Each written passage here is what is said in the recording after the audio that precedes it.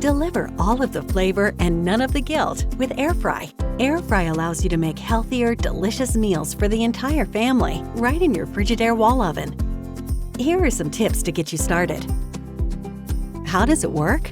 Air fry works by evenly circulating heated air to deliver crisp, golden results with little to no oil.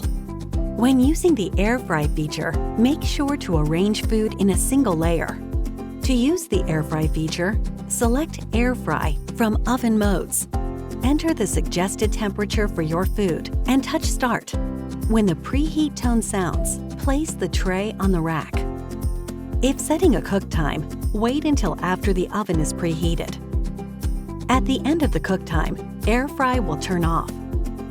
Setting the timer for the minimum suggested time is a good option to check if your food is done. When cook time ends, off will be on the display screen. The oven turns off automatically when cook time ends. Press On/Off to return the display back to showing the time of day. Curious what type of food works best with air fry?